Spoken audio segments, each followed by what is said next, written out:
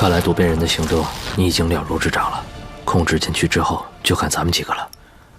岛上行动的关键是先要打开电动闸门，可是渡边人一定会掐准劳工进入工厂的时间和动向，如果超过5分钟，他就会怀疑。我计算过，如果没有意外的话，2分钟就能打开地下仓库。这关系到行动的成败，你有把握吗？我有90%的把握。必须是100%。我从来不把话说得太满。其实我也怀疑，你说只要2分钟，可配电房在2楼，光打开1楼到2楼的大门，都是件不容易的事儿。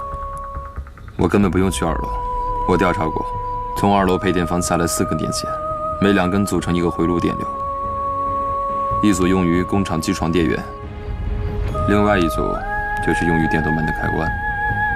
当控制器处于关闭状态下，这组回路电源是被隔断的，但只要给这组电线通上相同电源的电流，形成回路，门不就开了吗？太好了，那接下来就是引爆地下仓库的事。你放心，这就是我最好的爆破手。工程师用去了2分钟时间，剩下的只有3分钟。这样的时候，销毁制造毒气弹的化学制剂有很多种办法，可是我们没办法运出去。现在只有一种办法，那就是用火烧。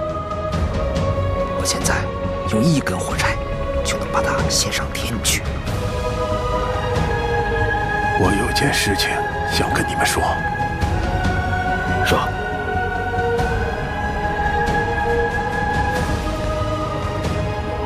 我可以帮你们处理掉山子岗的那个守卫。你总算归于王道了啊！我办这件事有条件的。什么条件？你们都知道，这里有一个军官，脸上有颗痣，你们应该都认识。你们在行动的时候遇到了，千万不能杀了他，记住，留给我，我要亲手杀了他，杀了他，杀。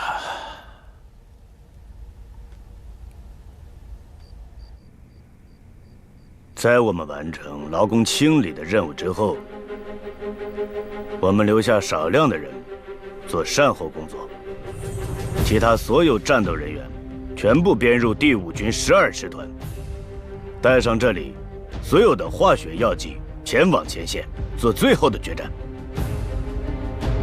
我们这些天皇的士兵必须树立必胜的信念，一定要等到胜利来临。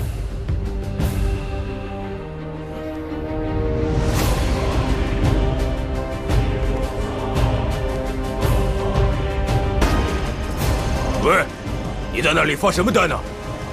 啊，太君，有什么吩咐啊？赶紧跟我回去送夜宵去。还。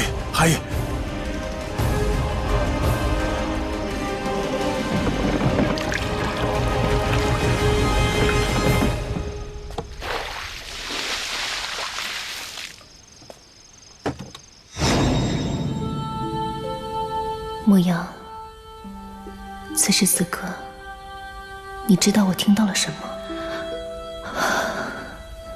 我听到了你的心跳声。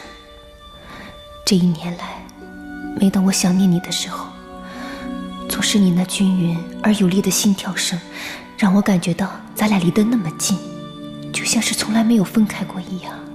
我坚信，任何力量都不可能把我们分开，无论是地狱，是天堂，你我的心永远是在一起的。我几乎每天都会梦见你回到了我的身边。有人说梦是颠倒的，可我却更坚信梦想成真。有信号了。不是信号。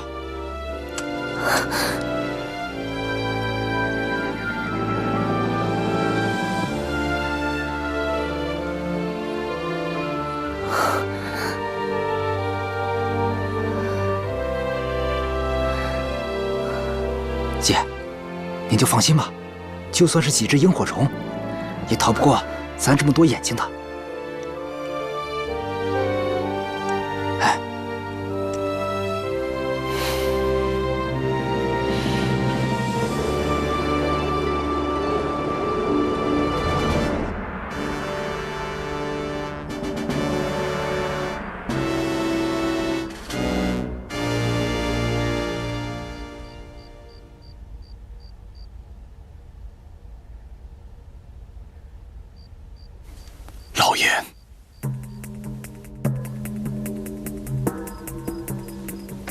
你怎么突然想起老严了？老严肩负着给外援发出信号的重任，老严能不能成功，直接关系着章鱼行动的成败。你不是说老严知道八路军总部的频率呼号，他能用鬼子的电台发报吗？别忘了，老严会不会发报是一回事，可是他能不能接近发报机，这是另外一回事。既然鬼子计划那么重大的行动，一定是戒备森严。我是担心老严无法接近发报室。你看，这是鬼子最薄弱的环节。我们的主力部队如果连夜开拔，3个小时就能赶到这里，随时准备强攻。那我们的队伍还是坚守在原来的几个点上吗？主力一旦进攻，我们就负责阻击鬼子的水上舰艇。我最担心的就是鬼子的13旅团的3个主力部队，他们也驻扎在江边。如果我们对月亮岛发起强攻，即使我们得手了，但是我也担心回来的路上会被鬼子的主力部队拦截。但是也不能排除岛上的自救行动啊！如果岛上一旦动起来，如果岛上先动起来，我们马上调整作战方案。我的主力负责牵制鬼子的3大主力部队，由你的射日团或派给你的1个连队进行佯攻，策应岛上的行动。好，张团长，那我们的作战方案就这么定了吧？好的，第一套方案就是岛上行动，岛外策应，没有具体的时间，只要看见岛上的信号，马上行动。第二套方案就是强攻月亮岛，营救同胞，时间定在后天晚上9点。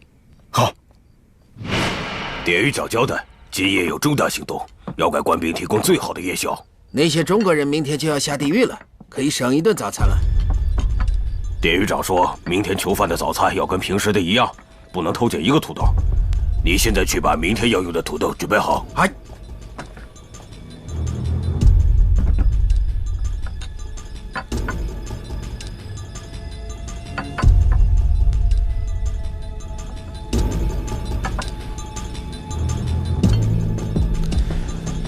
上校，我问你啊，地下仓库爆炸会有多大的动静？那要看爆炸的威力有多大。你问这个干什么？我在想，端午节那天咱们所有人都没有行动，但是我未婚妻还有射日团，不会不管咱们，他们一定在暗中观察咱们的动静。如果行动那一天，万一老严没有把信号放出去，咱们仓库的爆炸声是不是也能算作一种信号？你现在拿着这些食物跟我走。哎，是。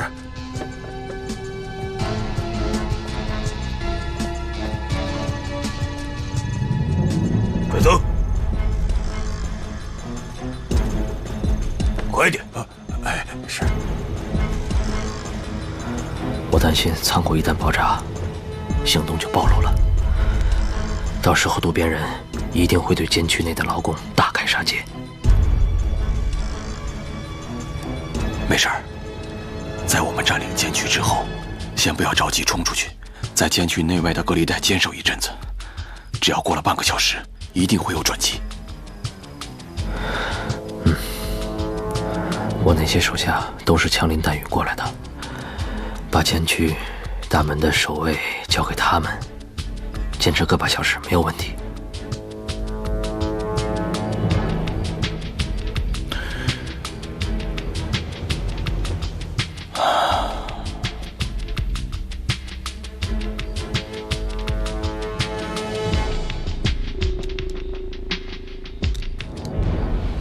第3监舍互相之间的这个地方，过道非常的狭窄，而且从第1监舍到女工工厂的这段距离，一定要经过监舍内区的过道。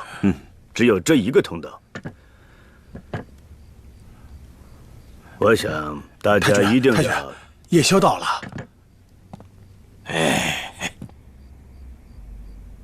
胖子，中国人怎么会在这里？小偷是来送夜宵的！快出去！快出去！出去！快点！出去！站住！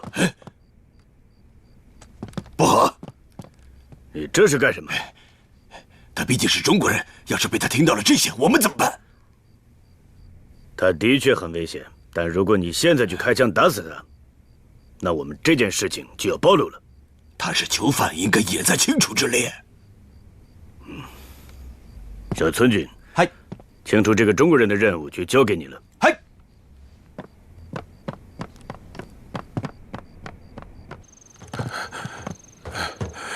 对不起，快走！对不起啊，以后你就不要来送食物了，记住了吗？记住了，记住了。现在去把明天的土豆煮了。哎，是。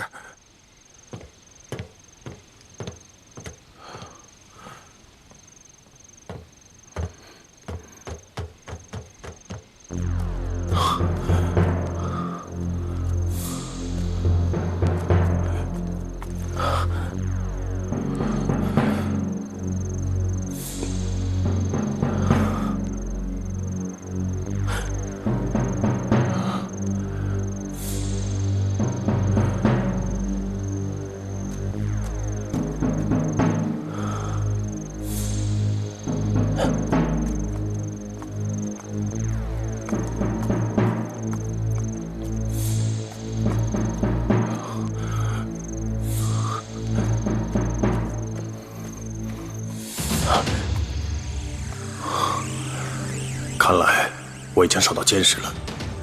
如果不摆脱他，根本没有机会接近通讯室。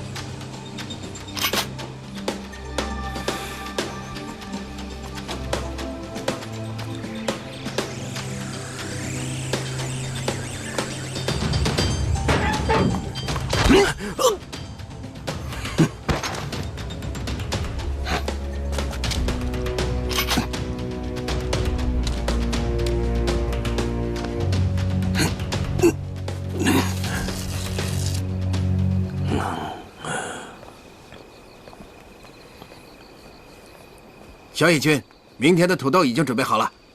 明天就要开赴前线了，皇军不会失败吧？大日本有天照大神的庇佑，绝不会败的。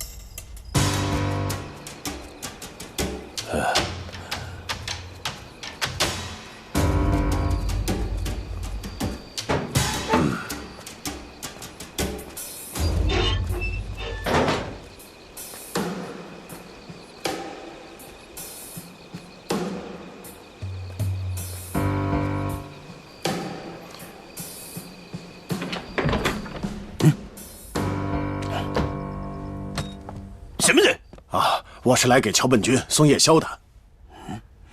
你不是？你是什么人？我是中国人。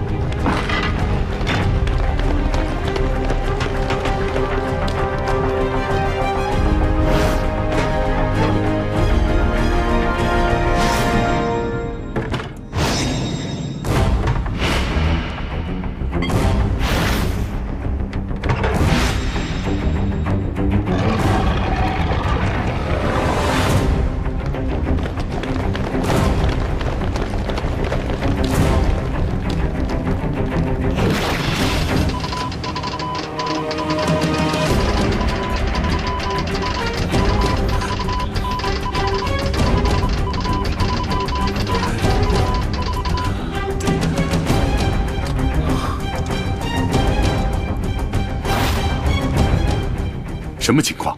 首长，5分钟前我们接收到一份奇怪的电文。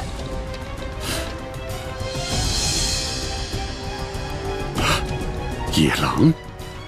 难道是我们失联1年多的野狼又出现了？首长，我非常熟悉野狼的发报手法，我也感觉到对方就是野狼。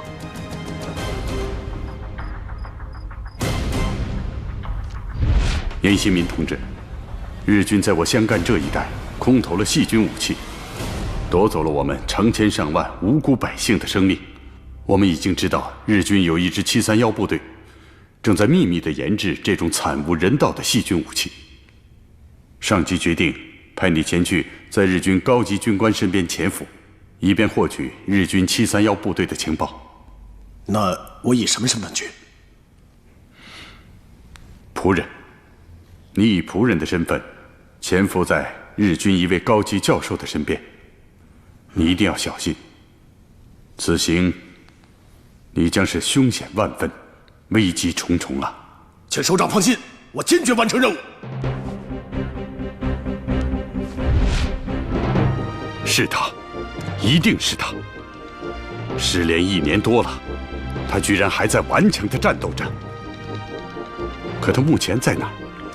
处境又如何呢？按我们的设备，要定位发报来源的确切地点非常困难。但我分析，电文用的是暗语，这说明野狼一定是在敌占区发来的电报。章鱼某沉入海，这又是什么意思呢？首长，我想起来了。你想起了什么？前几天365团的张团长他们给总部发过一份紧急电报，上面提到一个章鱼计划。快把那份电文找出来，快！首长，您看，月亮岛劳工营，章鱼计划。章鱼计划，应该就是越狱计划。如此看来，野狼的这份电文一定是从月亮岛发出来的。快，马上把这一情况电传给365团张团长。快！是，电传365团张团长。好。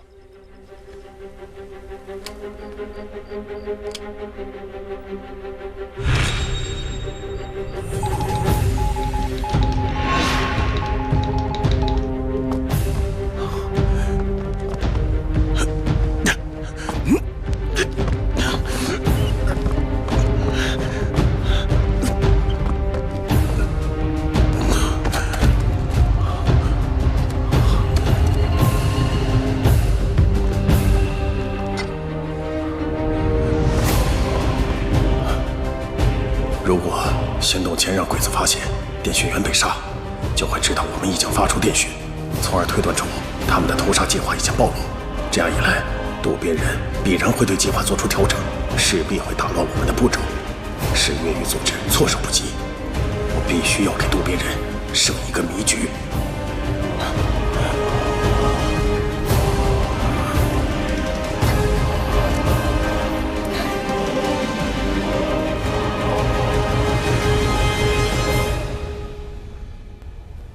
到时候我们就这样击鼓合围。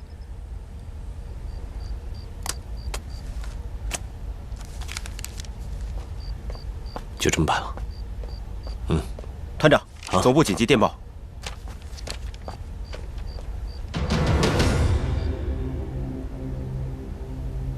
你看看，章鱼卯沉入海，这是月亮岛发出来的行动信号。对，章鱼就是他们的行动计划，而卯晨就是卯时和辰时交接的时候。也就是说早晨7点左右，卯晨入海，也就是明晨7点开始动手。我是在想，这样的行动，他们为什么不选择在晚上？那唯一的解释，就是鬼子的屠杀已经提前了。张团长，既然这样，我们立刻启动原来的作战方案吧。好，根据现在的情况，我部会在明晨7点，向鬼子的13旅团的3个主力大队发起佯攻，牢牢牵制住日军的主力，绝不能让他们派出一兵一卒去增援月亮岛。好，我们同时也向月亮岛发起佯攻，绝对不能让他们的重火力腾出手来去对付岛上的劳工。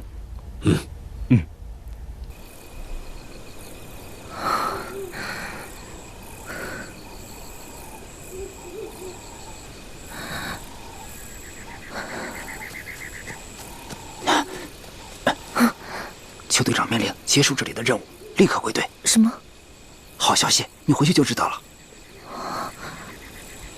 走。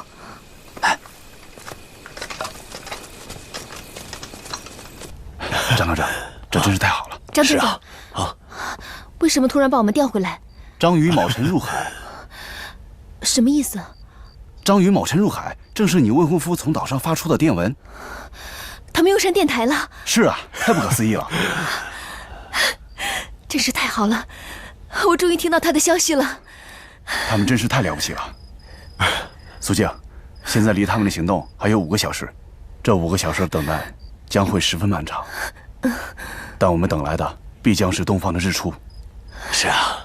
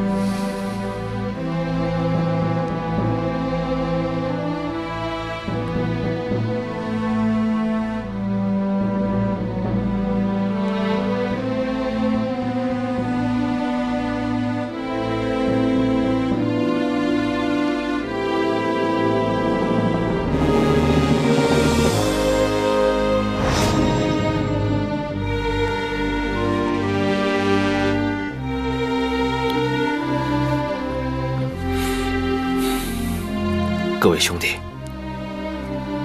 章鱼就要游回大海了，生死存亡，放手一搏。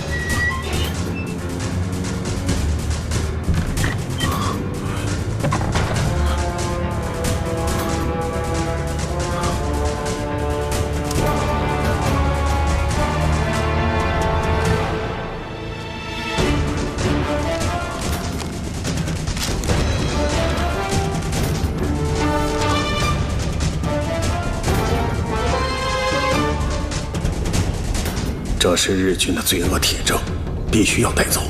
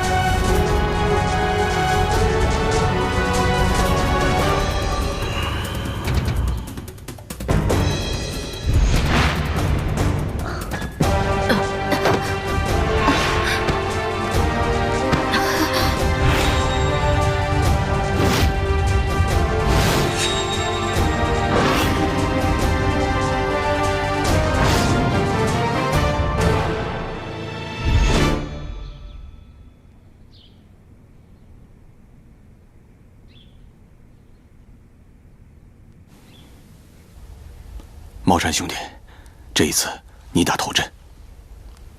不用你说，我知道自己该干什么。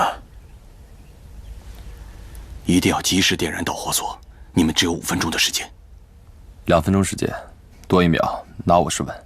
好，我们现在万事俱备，只欠东风。现在我们就要等外援了。我相信老严一定会把行动的信号传出去。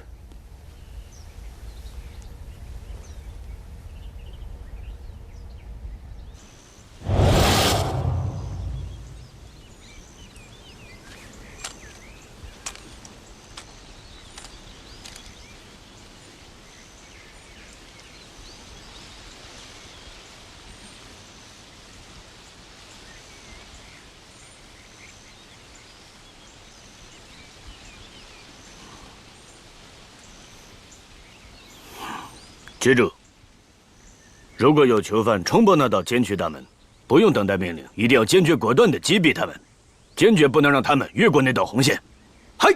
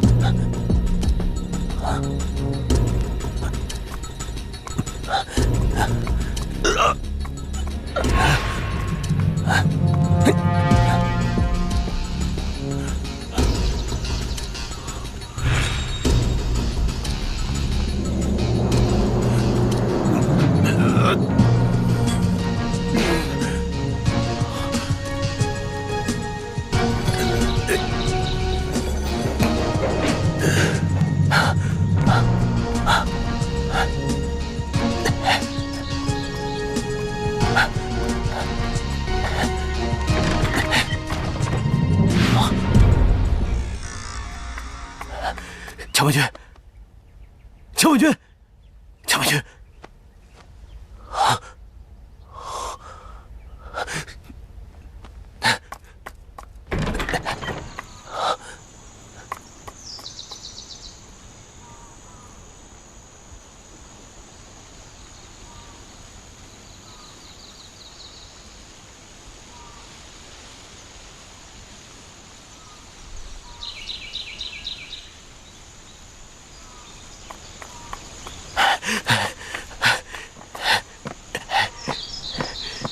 典狱长，不好了！你那么慌慌张张干什么？电讯员死了！什么？这怎么可能？属下无能，没有盯住那个015号囚犯，属下当剖腹谢罪。先不管谢不谢罪，先找到015号，不能让他成为漏网之鱼。嗨，属下一定亲手杀死他。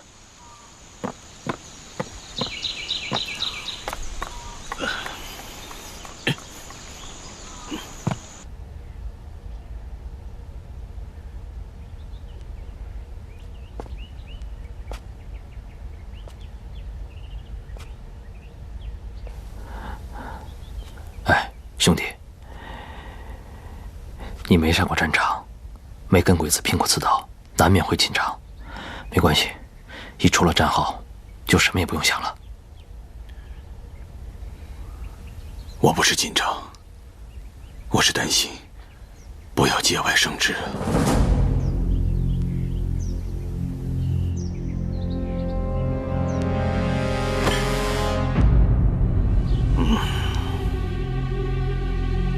上一次，他们是利用灯塔发信号取消了行动，但这一次，他们利用我们的电台发出的信号，一定是越狱的最新计划，所以我们要严格的把计划查出来，而且我们要调整我们的清除计划，否则后果不堪设想。难道我们的计划真的让他传出去了？一定是这样的。那我们能不能知道，他们的这个计划在什么时候实施？就在今天。为什么是今天？因为如果不是今天的话，015号就不可能去杀死我们的通讯兵。难道我们的清除计划真的泄露了吗？我觉得我们一直在犯错误，我们一直在犯很大的错误，我们严重低估了这些中国人的智慧和勇气。015号就是一个我们犯的最大的错误。我也不明白，谁给了015号这么大的活动空间？队长，属下是看这个015号为人老实，平时呢像一个傻瓜一样，所以我就让他干了勤杂工。你看到的这个傻瓜，他的行为却像一个特种兵一样，最关键的时候狠狠地给了我们一击。对不起，我失职了。可是什么？无论如何，我们昨天晚上制定这个计划的事是在8点钟宣布的。那个时候，监狱已经全部隔绝，就算这个015号他已经知道了这些，他也绝对不可能把这个计划送出去。所以我认为到目前为止，狱中的囚犯们，他们绝对不会知道具体的时间。可是我们现在也不知道他们行动的具体时间。那我们需要调整原定的实施方案吗？必须调整。报告，进来。报告典狱长，我们在电讯室里面发现了一张字条，好像是电报的电文。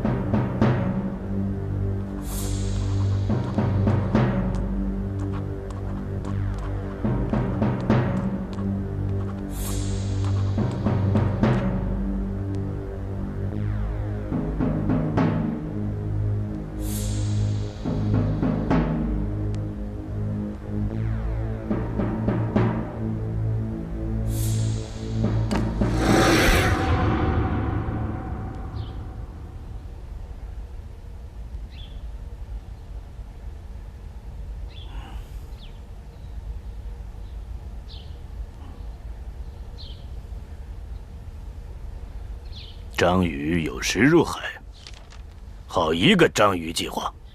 章鱼是什么计划？如果你想知道什么是章鱼计划，你就必须先了解什么是章鱼。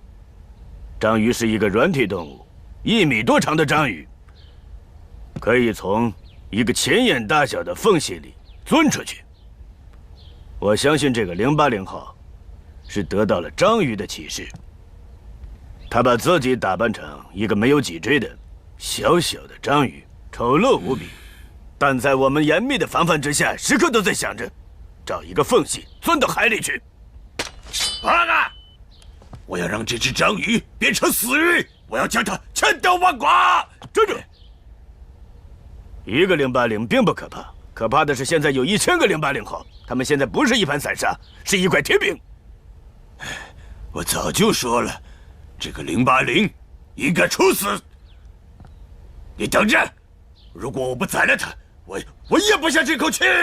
叶天君，战争不是个人恩怨，而是民族的存亡。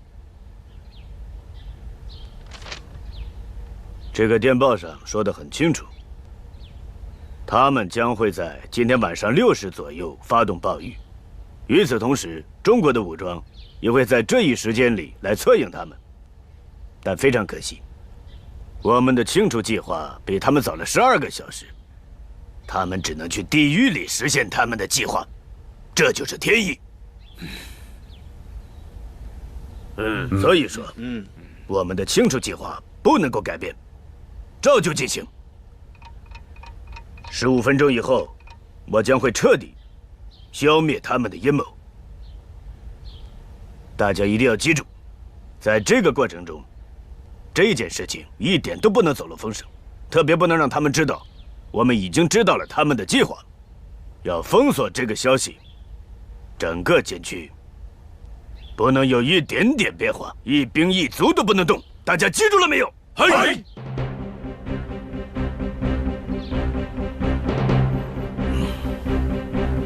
只要渡边人还是按照原计划让劳工进入工厂，我们就按照预案统一行动，一定要在监区外的鬼子发现之前控制整个监区。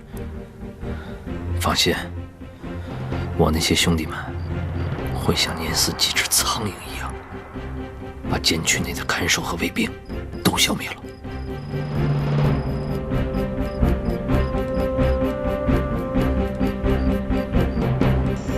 快，都跟上！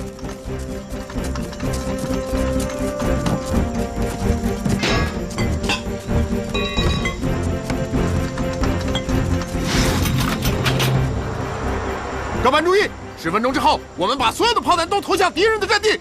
我们一接到命令，就向对面的鬼子开火，动静越大越好。只要把鬼子的主力死死地按在阵地上，就算完成任务。都明白了吗？明白。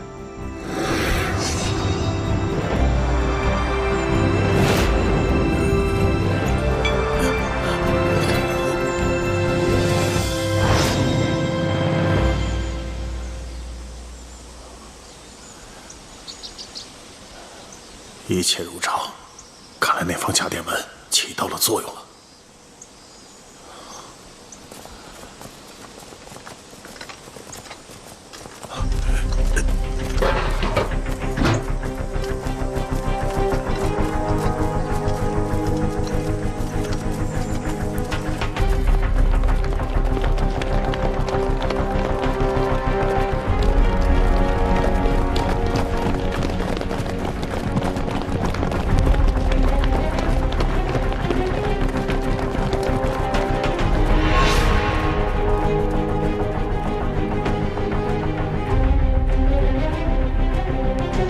上工！上工了！出来！都出来！出来！快点！上工了！上工了！都出来！上工了！快点！听到没有？上工了！